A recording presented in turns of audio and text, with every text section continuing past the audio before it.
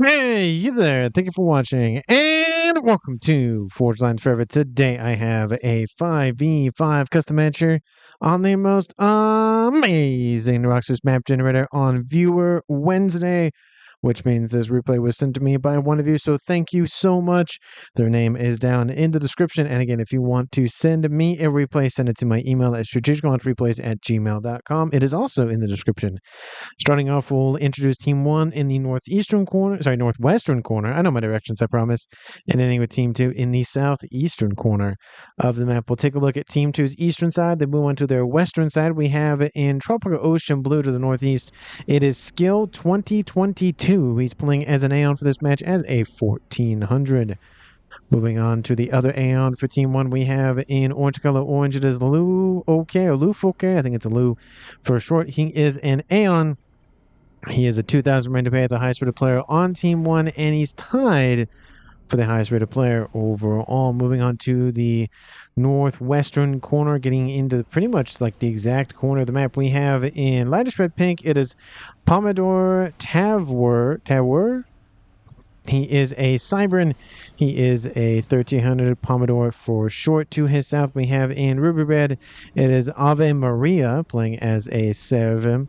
He is a 1400. I'm already thinking of the song in my head. And to the western edge of the map, we have microplastics. Definitely do not be consuming those. Those are bad for you. He's playing as a UEF, again, in emerald green as an 1800. So for Team 1 side of the map, they have one UEF, they have one Cyber, and they have two Aeons and one Seraphim. So all the factions represented on Team 1 side of the map. Take a look at the southeastern side for Team 2. We'll start on their western side and then move to the east. We have in Chevy Crimson, it is the UEF of Insigne. He is a UEF. He is a 1300. Again, probably butchered his name. Apologies. He's accompanied by the highest rated player on Team 2 and tied with Lou for highest rated player overall. It is Dimitri 11. He's playing as a Seraphim. He is in Imperial Gray. Moving on to the southeastern corner for Team 2, we have in Regal Purple, it is Choppers I Russ, or Choppers Are Us, or something like that, or Chopper for short. He is a Cybern. He is a 1200. In Stitch Blue to his north, it is the Aeon of Caliber. He is a 1600. And rounding out Team 2, we have in Rust, it is Carl playing as a Cybern. He is a 1700. So for Team 2 side of the map, they also have one UEF. They have two Cyberns, they have one Aeon, and one Seraphim. So the only difference between Team 2 and Team 1 is Team 1 has two Aeons, and Team 2 has two Cyberns, but all the factions are represented not only in the game, but also on each team. And before these players scoop up all the reclaim on the map, let's take a look at roughly what they're starting off with. Currently sitting at 51,000 mass and reclaim, which makes it 5,000, a little bit over per player. Most definitely worth writing a letter home about, and it is just the everywhere around the map. There are little pockets of nothingness, but for the most part, it's all over it. Definitely like the mountains in this map. There's just a lot of the everything. Just looking like 500s, 800s, 750s, 200s, just all of the denominations around the map. So definitely worth scouring the map for all of that reclaim hiding about. The map also does not skimp on the mexes as well. This is the line with which I will cut the map roughly in half. We'll take a look at Team 2 side of the map for this game. There are 1, 2, 3, 4 Trimex positions on the front line, and then another one a little bit behind it. So at least one for each player. We do kind of see those players roughly moving in that direction. There also is I was going to say it is a Trimex, but this one's a little bit further away than I would like. But there's a twin mix there for Team 2's. I would presume Rigo to air slot player. At least, yeah, it's kind of a... It depends. I feel like he is going to be the Rigo to air slot player for Team 2, though.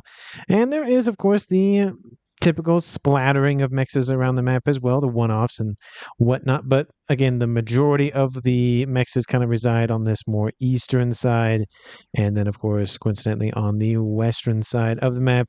There's still mexes. It's still worth going down the middle, and realistically, there's no lanes in this game. Everywhere is open. Granted, some avenues are a little bit more easier and harder to travel in, but we should see a decent amount of action here and kind of there, and then obviously kind of there and kind of there. Just kind of all over the place.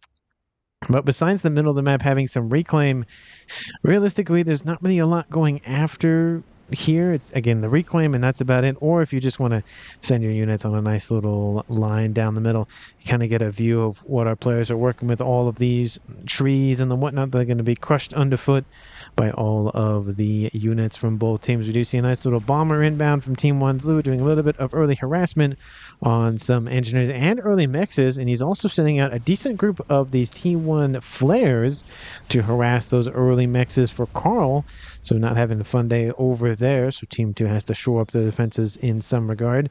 Gun started for Dimitri 11, not in the middle of the map, but pretty darn close to it. I will note that everybody except for Team 2's Chopper has left their main base, but everybody on Team 1 has left their main base.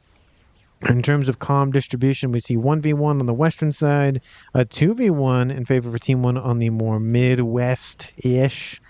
And then we kind of have an interesting scenario where Team 1's Lou could go this way or this way. And I feel like he will kind of favor this way. So it'll be, let's say, 1v1 and 1v1, or maybe 2v2 or 2v1 or 1v0, who knows? It's just some sort of situation is going to happen towards the eastern side. The western side's a little bit more defined. We do see sensor package started for Team 2's Caliber towards the east, and this map is not a full 20x20. I would say probably about an 18x18, so a little bit better percentage-wise if it was in favor of a 20v20. So a little bit better for the Aeons for the sensor package, but hey, he's getting a little bit of vision on the map, and especially with all of those flares and labs running around from Team 1, he definitely wants the extra vision. Western side of the map, we do see a push from Team 2's Insanye. I think I still don't know if I'm saying his right now. I think I'll say In for short, so that way I don't butcher his name every 5 seconds every time I say his name. He's almost pushing into this Team 1 land facility. It looks like he waited a few moments for a couple of units to catch up, or maybe the caster to come and look at him, maybe, who knows. And he's going to claim that Trimex position for himself. There are units that are going to be produced pretty quickly out of those facilities, but he has his own units as well as his comms, so he should be dealing with them quite quickly. There are some Team 1 PD, actually, so that actually might just be the caster might blowing smoke or something. But the Team 1 PD have now... Oh, that one's still alive, so it looks like he was counting on that bomber to take it out. And now he's going to deal with the remaining facilities. So he will take it, but he did take a decent amount of damage, so does have to be careful a little bit, but it is way too early for those snipes. These big, decent, chunky groups of Corsairs or Nothers or gunships or whatever, so he should, the emphasis on the word should, be fine for now. We do see the movement from Team 1's commanders towards the Midwest section, pushing in to Dimitri. He does have gun on board, but again, he will not get necessarily out-damaged. It'll be the same amount of damage per second, but he will be doing more damage to one of them, depending on who he targets. So it would be kind of a murder-suicide situation if the 3 players, as I say, engaged. But for now, I think they're going to keep their distance. But Team 1 is still pushing. That is something to be aware of as the game progresses. Towards the eastern side, we do see that the sensor package was completed on Lou's comm. He's going for his range upgrade. Caliber only has range, so at 8, almost 9 minutes, this is what Team 2 can see. On Team 1 side of the map, they are getting some scouts as we speak. And Team 1, this is what they can see about Team 2 side of the map. They're scouting as well. So roughly the same time that they're getting scouts on the map is nice to see from both teams. We do see movement from the west to the east. Again, similar situation we saw in the southwest against microplastics facilities, and Skill is moving in to claim said position. Team 1 PD being built immediately to try to counter it, and he will get at least maybe 1 to 2. We do see a couple of spirits adding some nice little intelligence gathering. I would love to see, I was going to say some furfurs, and yes, I do see some fervors in that mix. So once the Mantis have been dealt with, the furfurs will deal with those PD quite nicely. And here comes some Furfurs already inbound to deal with that line of Mantis. We do see a gun started for Team 1's Ave Maria, and some engineers here to assist in that upgrade and getting it done pretty quickly here. And that will put Team 1 in favor of the engagement against Dimitri 11, especially if Team 1's Commodore does join. T2 started in the southwestern corner for Insin, right? Again, I feel like it's still pronouncing his name wrong. He's going to claim that southwestern corner, and gun is done. He probably will only do that for now. Actually, scratch that. He's going to T2. No, there's nothing really near him from Team 2 except for those forces from Team 2's in. We do see that Microplastic starting to be surrounded by a decent amount of strikers, and he does have some T2 units being built that will help out. There is a Team 1 PD. It is helping. There's still a lot of units inbound. It actually shouldn't be enough to kill him.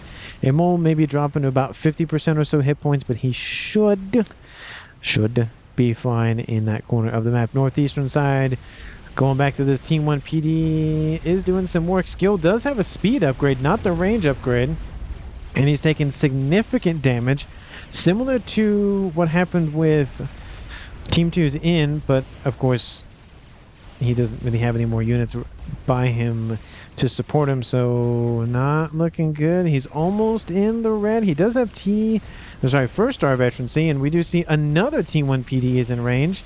And skill, he might have a skill issue here shortly. Mantis inbound, Medusa inbound. It's going to be close. He might be able to make it home. Team 2 might try to go for the snipe. He doesn't have enough to get to second star veterancy. That's unfortunate, but he is trying to get to safer territory. More units are inbound from Carl to intercept the commander, but again, it's going to feed him some veterancy and get him into the yellow, and that will probably be enough to stave off death for the time being. But that was close. And he would have been the first kill of the game and departed before 20 minutes, which is always sad to see. T3 Air is online for Team 2's Chopper, and I would presume his opponent in air does have T3 Air online as well. Everybody else has gone into the land department, but I would not be surprised to see an additional T2 Air facility dotted somewhere around the map at some point, not necessarily right this second. We do see Caliber's forces engaging with Luz. It is T2 versus T2. It is almost 12 minutes, so it is no surprise there. In terms of map control, it's kind of 50-50. The middle is very fluid, even if there is no presence of water currently. But I do feel like momentum-wise, again, it's kind of a lot of back and forth. There's really no one side is in favor for Team 2, one side is in favor for Team 1 kind of thing. Besides maybe the southwestern side, but Team 1 is starting to cut through it a little bit, so not entirely, but it is something to watch out for. It's kind of similar things happening on the northeastern side, but there is still a presence for Carl for now. He's getting a T2 PD. That might be enough to save the position at least a little bit. The T2 PD will finish. Does he have radar signatures? Yes, he does. Well, he did for a moment, I guess.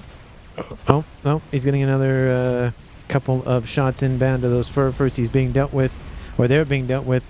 And the Furfurs are now going to be outgunned and outranged by that Cerberus. Again, a very good use of the Cerberus PD, dealing with the weaker Team 1 and, some of the T2 forces that do line the rosters of our teams and players and factions and the whatnot.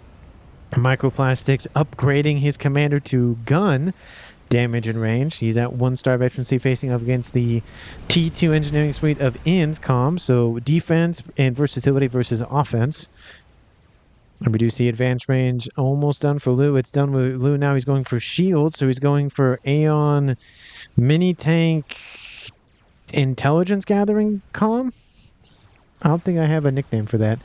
And then gun started for Carl in the northeast with T2 started for skill issue, which is interesting that he's going for T2. Usually the Aeon commanders go for range, but he looks like he just wants to get a little bit more of those PD online. And Team 2 does still control the northeastern corner, so in terms of map control, I think I'll have to give it to Team 2 for now at 13 minutes. Eco is favor for Team 2. Not a terrible amount to be behind for Team 1, but it is concerning nonetheless. Again, trend lines and the whatnot. But nobody has died, so that is a good thing to see so far at 14 minutes. And in the west, we do see still engagements from Microplastic. He's doing a pretty good job of holding up here. I'm surprised that there's no attacks inbound from Team 2 here, or even just trying to bypass them entirely and go that way. There is a Team 1 PD that is probably deterring a little bit of that action. They might try to be able to skirt along the edge there, but it may or may not be worth it at that point. We do see in trying to build some T2 PD. He's going to get out damaged here and even outranged given Microplastic's commander's gun upgrade. We do see a Mongoose mixed in there. Love to see the Mongoose. They are very, very weak. But if, again, like every other unit in the game, if you use it right, they are very, very deadly. Stealth started onboard Carl's Crum in the northeast. And Caliber, do you have any upgrades? Nope, just your sensor package. And in trying to build some T1 PD and trying to, again, continue to force that commander back. Overcharge is doing a great job of eliminating all of the T1 spam, especially the ones very much dotted together. Another T2 PD going to be built and really deter the commander. We do have inbound from the northeast from Team 1's Ave Maria. At some point, I am going to just try to do that, I don't know, the way that it's sung in the song or whatever, but probably won't, but maybe I will. And in immediately notices the threat and says, nope, nope, not being the first kill of the game. Absolutely not. Down to the middle, we have a nice little Ilshi harassing an engineer underneath the shield, which the shield's not going to fall anytime soon, at least with one Ilshi. Dimitri's like, will you just go away? I just built that thing. Go away. He has T3 land online, building some of those mobile shields to protect not only himself, but his units as well. T2PD trying to deter these Obsidian T2 heavy tanks, because again they have the best shielding for T1, T2, T3 units, and of course they are just annoying to deal with because of that. If they don't have power, that's a whole other thing, but again, you have to have power to run the shielding, so you got to make sure that power reserve is up and running. But the Cerberus, again, they are doing some work. The Obsidians aren't known for their damage, they're known for their annoying tankiness, so as long as the PD can wipe them out semi-decently quickly, it's not terrible. Couple of Team 2's forces inbound, moving northward, trying to get in behind the column of blue. He has, again, that shield online. It's not necessarily going after the column, as evidenced by them running away from the column, but they're trying to go after all of the mexes that they can. Team 2 is still in the lead for Eco. It's about 100, so it's about 20 mass per player in favor, which, honestly, it's T2 single ring, it's 2 T2 single ring mexes, so it's not terrible to be behind that much for Team 1, but it's still behind nonetheless. Dimitri 11 going for nano repair, definitely a typical upgrade for the Seraphim ACUs. And Ave Maria going T2 and gun, a little bit more hit points and versatility with that engineering suite, but hasn't really built a whole lot. Looks like he built a couple of mexes, built a couple of facilities, and there's really not a lot of PD or anything for as long as he's had presence here towards the more midwestern section of the map. He hasn't really tried to build a base, especially with the engineering suite on board, but looks like he's maybe trying to build something way back here, which is his main base, I guess, but no real, frontline facility like we kind of see over here for Dimitri 11. Western side, we do see in building more PD underneath shielding. Love to see it. Looks like he's building some buzzkills in case of some missiles inbound from Team 1. Haven't seen a lot of missiles as of right now from anybody. Speaking literally of that, missile inbound from Team 1 skill. And that's yep, they're the Serpentine. One of the ways you can tell they're the Aeon ones is that they literally move like a snake. They do, that kind of thing. You can see them kind of wiggle back and forth. It's a little bit hard to tell from very, very zoomed out, but you do see that little bit of a wiggle there, which I think is kind of a nice little added cosmetic thing in the game. We do see Carl going after the Obsidians. Again, the Obsidians not known for their damage, known for their tankiness, because look at every single shot just going into one going in from the commander. Obsidian, again, total hit points 2750, and Carl walking right into the midst of all of those. He needs to get veterancy. I don't think he's getting it. He walked right into his death. And that is going to be an issue for him, which means it'll drop Team 2 to a 4v5 in Team 1's favor. And the base, once belonging to Carl, will most likely go to Dimitri 11, or maybe it'll go to Caliber. It'll go to Dimitri 11 initially, but he'll probably end up giving it to Caliber because it's closer to him on that Easter. Yep, there he goes. And keeps the frontline facility. Maybe he'll keep it or not, but probably will give that over here shortly. He just probably did a quick highlight and called it a day. Restoration field started for Dimitri. He's done with a nano upgrade. And to the north, I do notice that a couple of mechs are offline. Harbinger is finally killed up by a nice little T3 gunship, but this mech is also offline. Oh, and actually more mexes are offline. 1, 2, 3, 4, 5, 6. So Team 1's skill did take a decent amount of damage from a couple of Harbingers and other units from Team 2. So as much as Carl did die because of skill, he was a little bit avenged in the eco situation. And Team 2, because of that incursion, has now got to about 200 mass in favor. So that's 50 mass, so they've a little bit over doubled the amount per player. Granted, it does help that one player did die, but at the end of the day, the base does go to somebody else, and that reclaim and that mass and all the everything else will not go in vain. Dimitri sending a nice little force up the middle-ish, and it does look like somebody's highlighting from Team 2 saying, hey, give this over to Caliber. Looks like maybe he'll see that here shortly, but he's continuing to send those forces up. We see some spam units in terms of some Yenzine. We did see some Othams. I think there was a shielding in this mist at some point, so love the mixture of units here from Team 2's Dimitri. He knows what he's doing. He's a 2000 rated player. He knows. As much as I like to cast and think what the players are thinking, sometimes they think ahead of me, and sometimes I don't do that myself anyway. But anyways, 20 minutes even on the clock. Team 2 is at short of 1,000 mass a second. Team 1 at 780. So we'll say not 250, but pretty darn close to 250 mass income for Team 2 ahead. Again, Team 1 is at 5 players left. Team 2 is at 4. But again, that double base is helping Caliber's eco. And I will note that Team 2's Dimitri and Caliber are about the same amount of mass income, even with the double base for Caliber. Western side, we do see some more pushback from Team 1's player Microplastics. He's really pumping out those microplastics today. And it's Titan v Titan Warfare. Over here to the western side, we do see I thought I saw a Percy, but that was a Mongoose. No Percy's. Why are there forces from Dimitri over here randomly? They're just kind of maybe helping out as best he can. We do see a couple of Percy's inbound from in. We do see more Titans are inbound and Percy's. Not enough for a charge of Percy's or a pantheon of Titans. But they are getting up to those numbers. It looks like maybe this was enough for a no, I think it was a little bit less than a pantheon, but it's pretty close. And of course, if you haven't done so already, on the channel posts page thingamajig, there is a vote for the name of the Loyalists.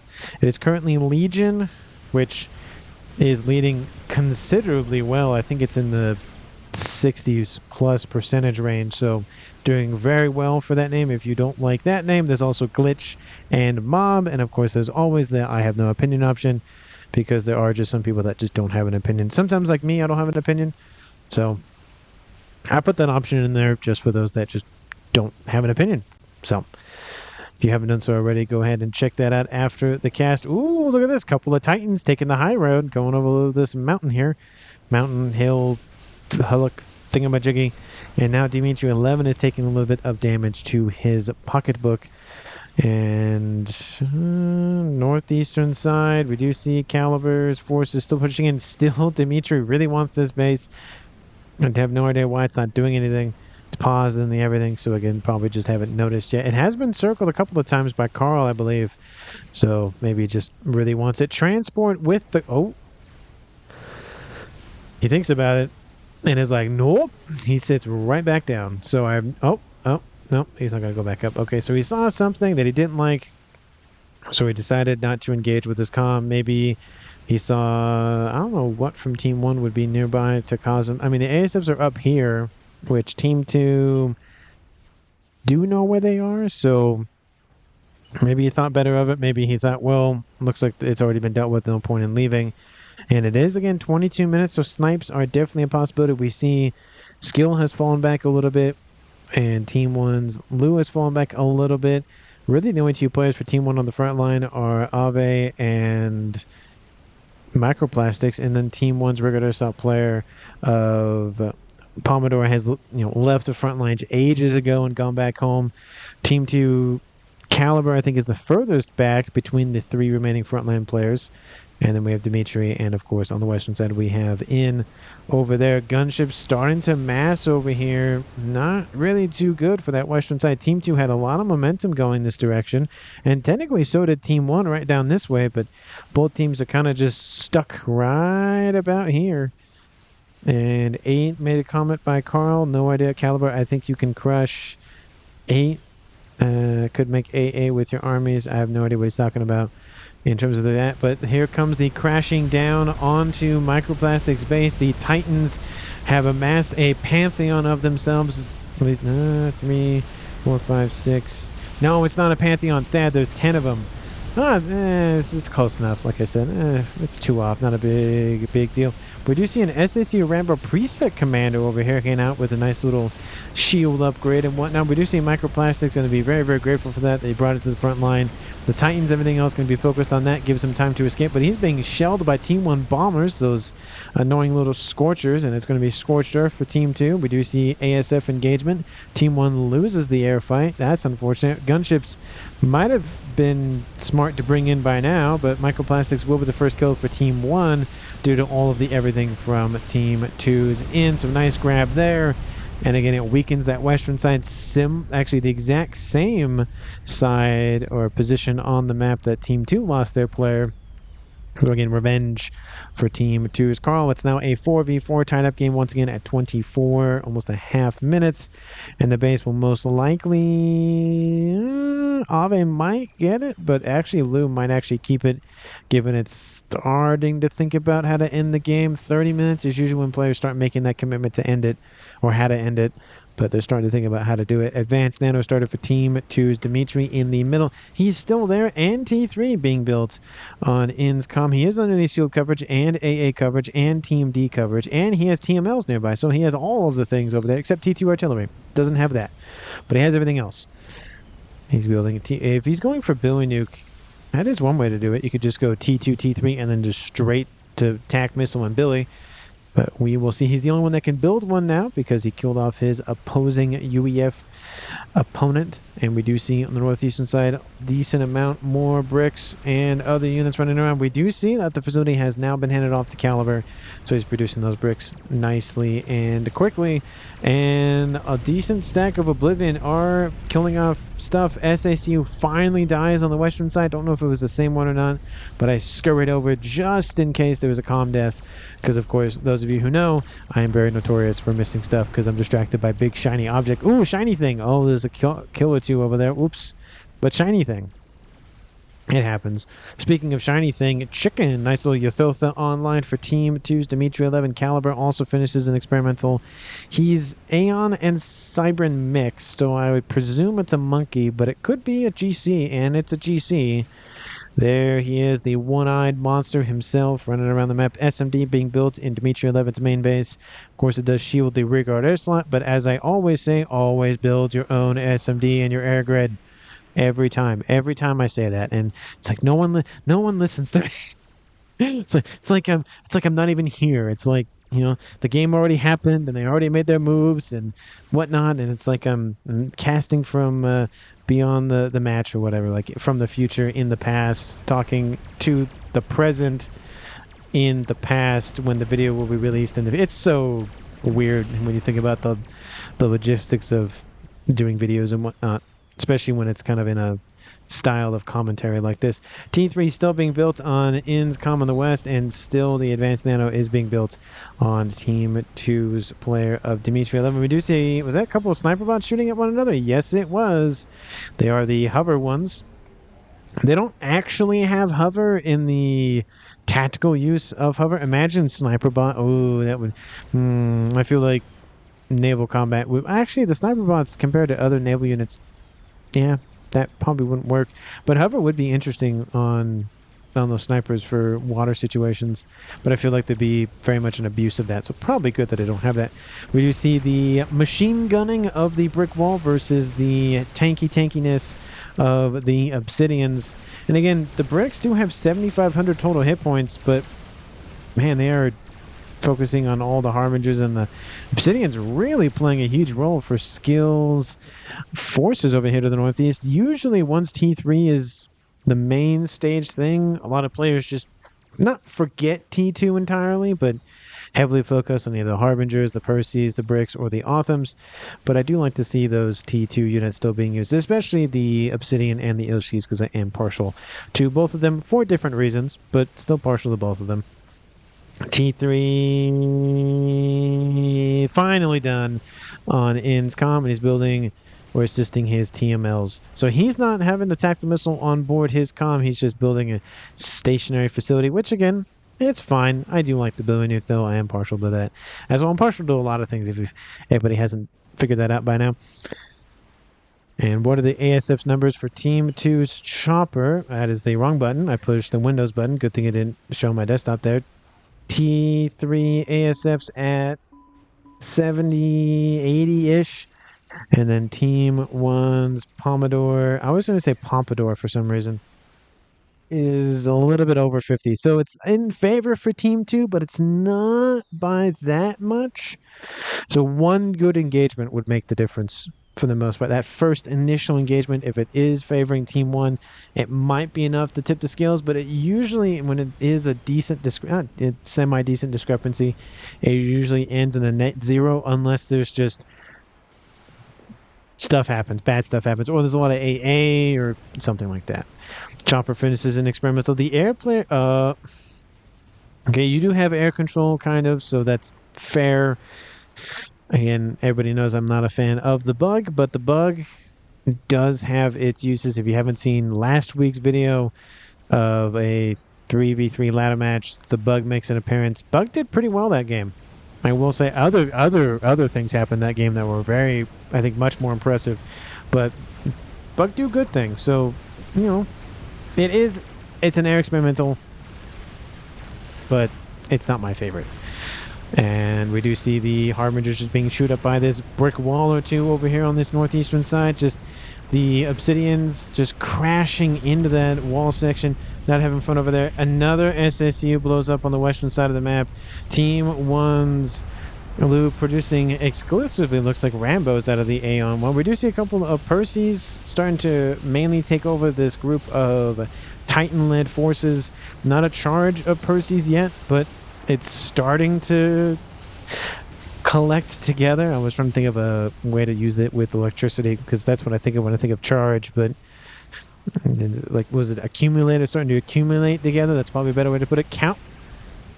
Counter bug online for Team 1, so I think it's not super. I guess it's kind of rare that both air players build bugs, but they are both Cybran, so I guess that would make sense. ASFs are inbound. There are some gunships mixed in. Team 2's own bug is inbound. Interesting play, and Team 2 is just going to take the fight and completely ignore the...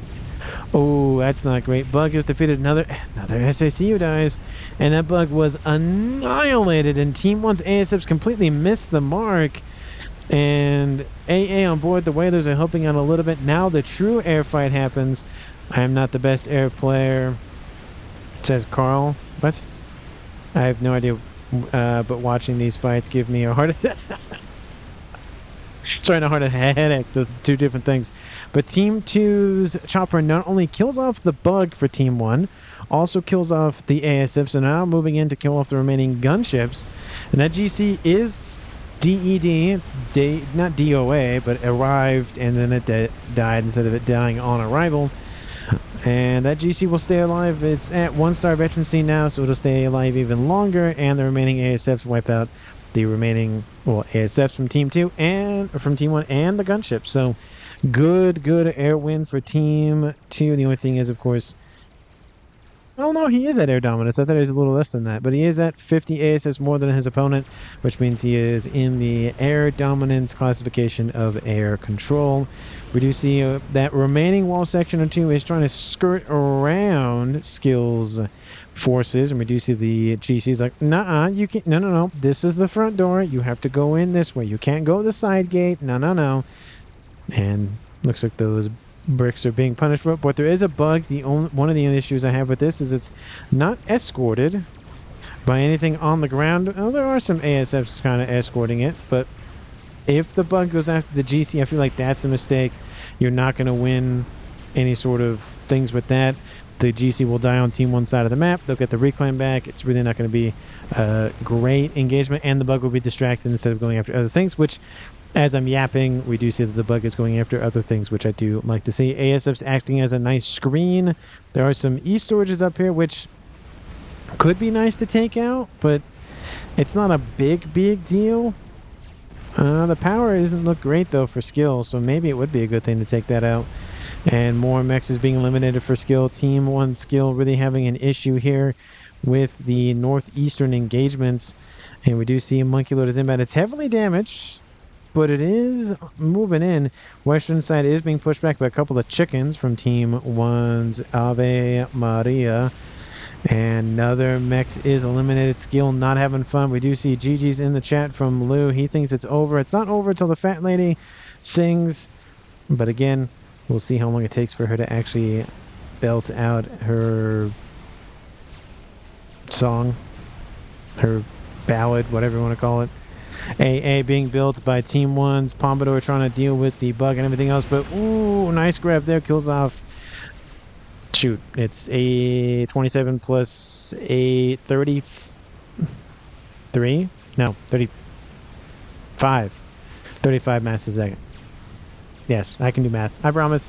My favorite player of this game is Chopper. And he's doing I will admit, he's doing very well. Good air engagements. He killed off the bug. And definitely not a good engagement from Pompadour. He went this way. He zigged when he should have zagged, and it cost him his experimental, so not looking good for Team 1 in the air department. And look at this. This base is not essentially, it is gone. This is now Skill's main base. He's going for shield and protect all his PD and whatnot, and himself, but that's not looking good. ASFs, again, they're going to get chewed up, but they've done their job. And the bug will get, a couple of shots in from the A on board. It's not great, the AA, but it's better than nothing. And Nuke, ooh, we have Dimitri 11 firing at a Nuke. We'll take a look at that in a second. We do have Pompadour. See, I knew I'd say it at some point. Oh, shielding is going down. Looks like some ASFs actually got hit by that cannon, or that shots from the bug. Oh, doesn't kill off the Pigeon. It is unfortunate, but it wouldn't have cascaded anyways. They would have killed off the Pigeon, though. The Nuke is inbound. It's going to land. Oh, the GC zigged when he... That's a YOLO. Sir, what is this? That's my expression as well. That's what I said. What? Oh, Dimitri woke up and chose violence, and that's also with not producing the most mass on his team. No, and that's already... Oh, wow. He's pumping everything into that. It must have been assisted by Team 2. I didn't even see that, says Caliber. Oh, that's not good for Team 1. Well, yep. Dimitri woke up and chose violence, and I would presume... Oh, did he time it right? Did he time the second one? Oh, it's better. It's better. It's not perfect. Could be a little bit more further over to the west, but it was definitely going back and forth. He does wipe out the assisting forces, though, and does protect his front line over there to the east. And yeah, oh, actually, wow, it doesn't kill off as much as I thought, to be honest with you. Watch, he already has another one loaded. Oh, he's almost done. Skill commenting about... Okay, they've seen it. Okay, no. Do not do the stacking up of the game enders now. Nuh-uh. What? I feel like that's a misclick. I don't think he meant... maybe he did. But I feel like putting a YOLO next to a YOLO is just asking, hey, look, there's a bug inbound. There's shields now, so it's not going to be an easy fight. And nice reactionary efforts by Team 2's Dimitri. Is this going to be a YOLO dead? 35 minutes, launches a couple of nukes, not even at the main bases, and calls it a day. Oh, assisted, says Carl. Assisted. He's assisting the best he can. Oh, the shield is not looking good. Oh, where's the AA? Where are the ASS? Where's the everything? Oh, there it goes. The shield is down. This one's still online. It's not going to be enough time to switch over. No, that's not good for team. Oh, the shield to come back online. Shield to come back online. Gives him a little bit of time. Gets another T2 shield online. And the bug. Oh, still. And Dimitri 11 is killed up by Ave Maria to the west. I'm distracted by this YOLO being shot at. Apologies for that. Dimitri goes, what the heck? And, oh, I'm sorry, but. Ooh, that's rough. And bruh, says Caliber. I have no. It looks like chicken is how he died. Obviously, there'll be a little blip on the screen showing you how he died, but it's a role reversal for Team 2. They were doing very well for themselves, and Team 1 said no. Can't have a YOLO. Not this early in the game. Absolutely not. SMD is going to be targeted, which makes me think Team 1 has a nuke, but Team 1 could just be trying to fake out Team 2, which is something that I would do. So I agree with the assessment. And there's a bunch of P-gens, so yeah, just... Oh, you could have stayed for like 2 more seconds and killed off all the P-gens, and you would have knocked that 10,000 power. Oh, yeah, that's a mega comeback for sure. And Dimitri, was probably distracted with his microing of his YOLO to focus on his comm, and yeah, but this bug paying back Team 2 for all of the damage it was inflicted upon. And here's a rare thing: we have bug v bug fight. Usually the gunships and the whatnot really don't engage one another this way, but it is lovely to see ASFs are going to rip that gunship apart though, and there it goes. And I did notice that Team 2's air grid was not targeted at all. And this bug is just sitting there. Now, I guess it was newly minted, to be fair. And FAF Boy is going to be denied. That's unfortunate. There is a bug wreck in Team 2's base. Even though Team 2's teammate of Chopper, I'm just making sure... Oh, yeah, there. Okay, look at that. Nuke was built. It's not loaded yet, but hey, at least it's... Okay, you missed this SMD a little here, but hey, no, you targeted a FAF Boy. That's something. There is another air facility, though, for In. He's producing as many ASFs as he can, really trying to just get that bug down low into the yellows, or at least into some red. We have another bug inbound from Team 2. So many bugs! And Novax is denied. The bug is eliminated. That bug will be eliminated, but hey, they did kill off Team 1's bug, so there is that bug. Get out of range of the SMD, at least. And it did crashes right on top of that P-Gen, but doesn't kill it off. So there is that. But whoa, that was a really role reversal for Team 1 and Team 2. But speaking of which, there is a GC in the middle of Blue's base, so there is that. So while all of the everything happened down here, Team 1 also has made a comeback in the northeastern side, pushing into Team 2's eastern side very nicely. And western side, same thing, but Team 2 is driving a wedge straight through the middle of the map here. Look at how far they are up the middle here from Caliber. He's going to engage the GC with the weaker GC as the GC over here moves in to try to get as close to that air grid as possible. Team 1 does have that nuke being built in the northwest, but is something to make a note as things go on. I still love the fact that there's just forces from Dimitri and now Caliber just sitting there. Whatever reason, though, there's also forces here sitting here. For whatever reason, definitely don't land your ASFs in front of those Titans. But hey, they are there, so probably should move them. Reduce the comm of In over here to the south. Don't know where he's going, but looks like he's maybe going to move to the east and hide underneath some shielding. Team 2's Chopper is underneath the shielding, and Team 2's Caliber is over here in his... Okay, I guess another experimental game ender is going to be built. Because why not? 39 minutes on the clock. Team 2 doesn't... Did they scoop up that? No, they did not. That is 100,000 reclaim right here. Please use it. It is right there. There are no engineers nearby. That would make sense. There is a T3 land headquarters, though. Build engineers out of that and just say reclaim and then fuel the Scathus with it. But Dimitri woke up and chose violence, and Team 2 goes, well, we'll build the Scathus because why not? I'm, again, also not a huge fan of the Scathus, but it does have its place as everything else in this game. As this GC just rips apart Lou's base, so Team 1 suffered decent amount of damage. Team 2 lost a lot. They lost a player, they lost a YOLO, they lost SMDs, they lost a Fat Boy. They lost 2 bugs. They lost a lot of stuff. And there's a lot of reclaim. Team 2 has so much on the map. And again, considering the fact that a YOLO wreck is still on the map, there's over 500,000 mass on the map. So not counting for the YOLO, it's 500,000. Counting the YOLO, it's 600 plus thousand. So much on the map. And that GC up here is still, although do not tell me you'll kill off that donut. That's a little unfortunate, but it does happen from time to time. And there it goes. Yep, no donuts for Team 1 skill. He can't have nice things. No one can have nice things, as evidenced by the YOLO being crushed by a bug.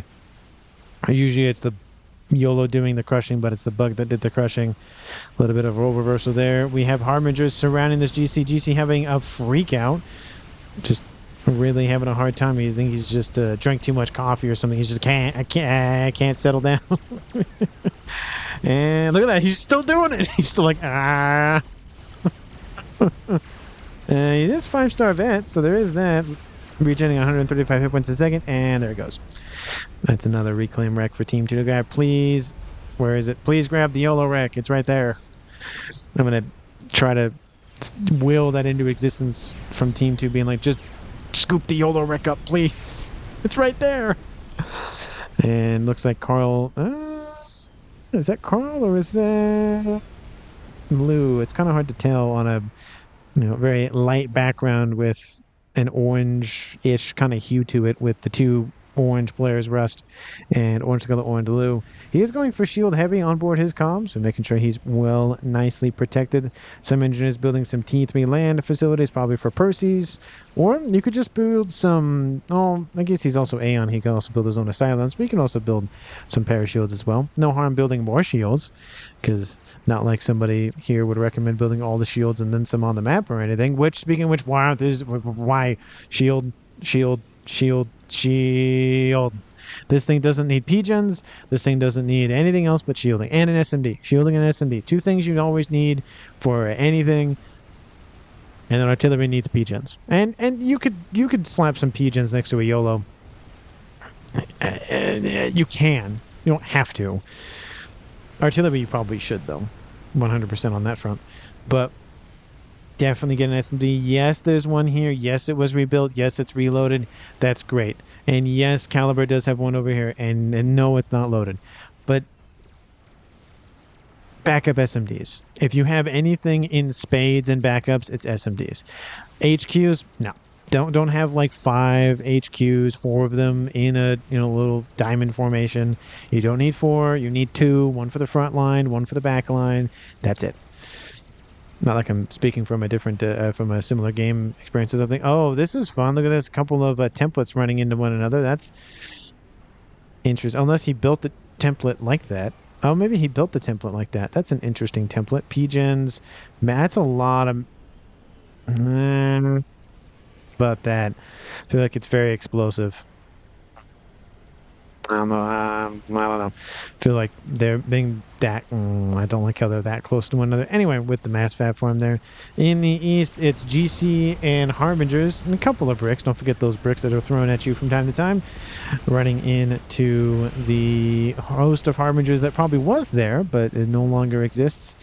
And 2 YOLOs. 3 YOLOs. Yeah, it looks like 3 YOLOs were launched, and that's it. Speaking of YOLOs, there is a nuke, not a YOLO, inbound from Team 1. Where is it going?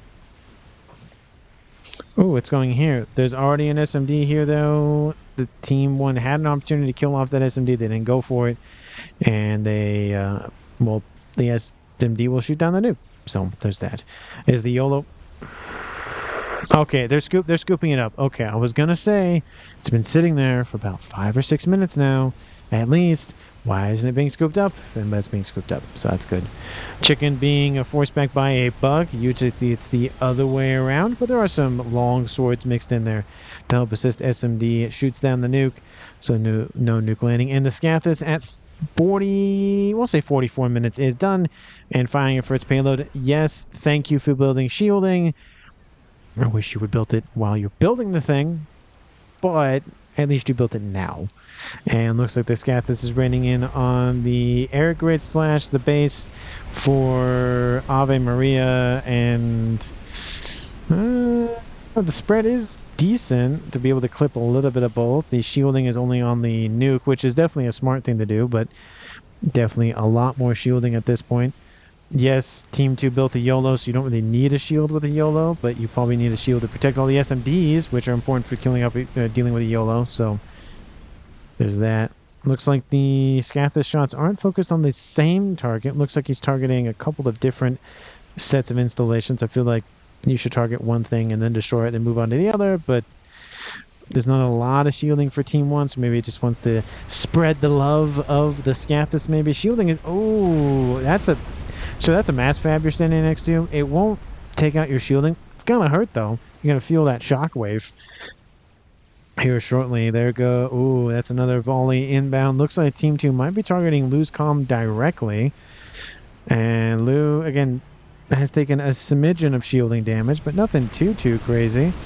And the one issue, of course, with the Scathis is, yes, it can shoot over a wide area, but its accuracy is more or less trash. See, Dimitri, the importance of shooting. That is, oh, that's a little bit of shade being thrown, but I think it's all in good fun, though. I do like the fact that Lou did move away from the things that blow up, so that's good to see. And that's not fun for Lou because he did lose that little bit of mass fab form that he had. So not fun there. Team 2, almost 2,000 mass per second. Team 1, 1.4. Team 2 has been leading the eco game, and now they've crossed the 2K threshold. So I think they're not cemented to be the winners of this game, but YOLO plus Scathis later on. Team 1 built a nuke. That's it. Yeah, not looking good for Team 1 longer term. I thought I saw a YOLO being built. That would have been funny, but no, they weren't building one. And there is more shielding being built over here in this kind of conglomeration of Ave Maria and Pomodoro's base. But, ooh, not a super cascade, but the main thing, though, T3 Air Headquarters is knocked out, which means no more ASFs or strap bombers or anything from Team 1's airplay. Well played, Caliber, says Carl. Why not? Why not build a second one? Explosion in the northwest.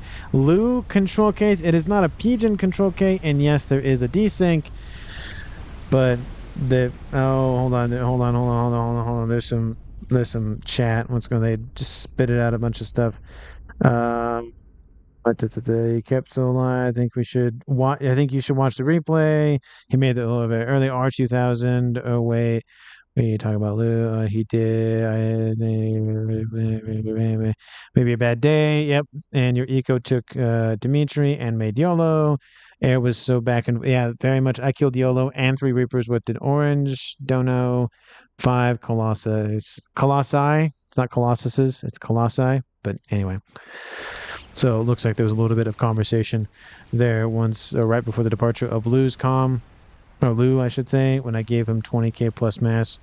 So it looks like there's conversations between the air player of Team 1 and Team 2. And they're just talking about how they don't think Lou is doing as much as they probably think he was, or should be doing. And Pomodoro drops into the yellow. Air grid is knocked out, and it's Team 2's game at this point. Nothing on the land is super concerning. I mean, there are a couple of chickens down the middle, but it's not a big deal. We do see a couple of donuts are dead, so that's fun. And Team 2 is going to eat well tonight with a couple of donuts. Hopefully they're maple or they're apple fritters. Those are my 2 favorite. A nice maple bar, a nice apple fritter, or the original, just simply glazed from Krispy Kreme right off the assembly line. Just delicious. Those 3 are my favorite. So. Yeah, I've had other fritters and other donuts of the year, but I think the apple fritter is just classic. The original glaze is classic. The maple, either if it's in the donut style or the bar style, the maple bar, so good, so good. I don't know what it is about maple, but maple flavoring is just very delicious. Same with orange. Like for some reason, for me, maple and orange are like my 2 favorite flavors for things. Not as a drink though. I've had maple flavored drinks, and for some reason, it doesn't hit the same. Anyway, 48 minutes on the clock. I might ask who you think is going to win this game, but I think we kind of all know the answer to this question, or that question. So hopefully everybody enjoyed. I'm thinking about MVP, and it's a couple of players for sure, and specifically two of them for Team 2. But we'll see how it officially, well, pretty much officially shakes out if I can talk without my tongue just trying to just stop me. Second Scathus coming online. Explosion. Sounds like another SACU. And I was going to say, if you're building a YOLO now, the game is way too late for that. 48 minutes in climbing. We do see some gunships running amok, killing off more mass. It's going to be just the demise of Team 1 at this point. Scathus bombarding the main base now for Team 1's Ave and Pomodore. Considering Pomodore doesn't really have much remaining. Does have a bug, but that's about it.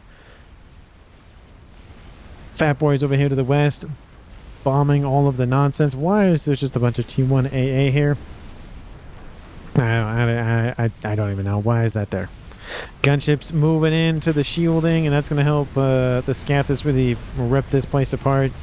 And target the pigeons. Ooh, look at that cascade. Not great. And oh, look at that. Ave Maria is standing next to some pigeons. Probably not the best guys to stand. There goes Pomodore heat control case, and I think... Oh, no, it is technically In that gets the kill there.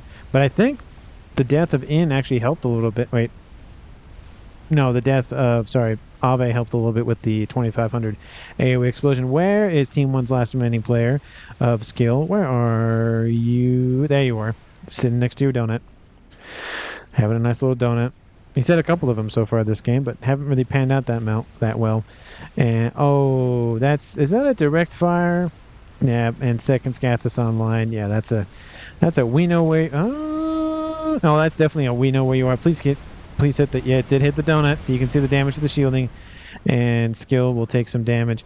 There's no ifs, ands, or buts about who won this game. Even at the desync, the game was pretty much only headed in one direction, so it's not a big issue, and that's one of the reasons why I casted this game. Yes, there was a desync. Yeah, that's a little frustrating, of course, but my opinion is if the desync, anything after the desync, if it was kind of already heading in one team's direction anyways, yeah, there could be like a miracle play or two that happens that wins, that the other team could have possibly 1%, 0.1% chance of winning, but it's one of those, the likelihood is very low, so I don't have an issue with it.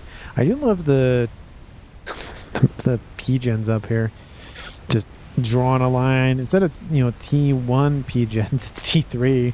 A lot more volatile, but hey, if it works. And Skill is still alive somehow, but it's being bombarded by two Scout. Oh, there he goes. I was going to say caster curse, but I think the game kind of already cursed him there. But at 51 minutes on the clock, Team 2 wins the game. And MVPs, I mean, Chopper did such a good job. Yeah, he did get beat in air eventually. But I think it was either Caliber or Carl or somebody mentioned when I paused about the whole conversation of Lou and whatnot, was that it was very much a back and forth, but the air win really was nice to see. So he gets the MUP award, the most underrated player award. I haven't awarded that in a while. I feel like I need to award that a little bit more. I need to be reminded that does exist in the back of my head. So he gets the MUP award. And MVP, I would have said Dimitri had Team 2 won with the YOLO, because that's a very early YOLO. That's 30 something. It's like 32, 33 minutes.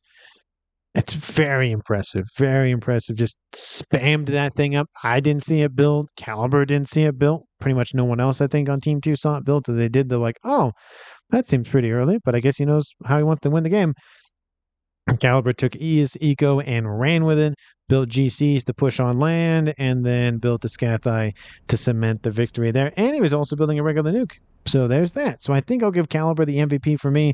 Dimitri, again, probably would have gotten MVP in my opinion if his YOLO didn't die and everything else that happened. But Caliber was in the game longer. It kind of is trending in that direction. But again, I will give the nice assist for Dimitri. The 100,000+ reclaim from the YOLO probably definitely helped complete that Scathus. So there is that to consider. But anyway, thank you so much for watching. I really do appreciate it. If you haven't, because why not at this point, after all my ramblings and whatnot, hit the like button and subscribe to the channel. And as always, please don't forget, you can always send me replays at strategiclaunchreplays@gmail.com. Email is down in the description. You can nice little copy pasta it.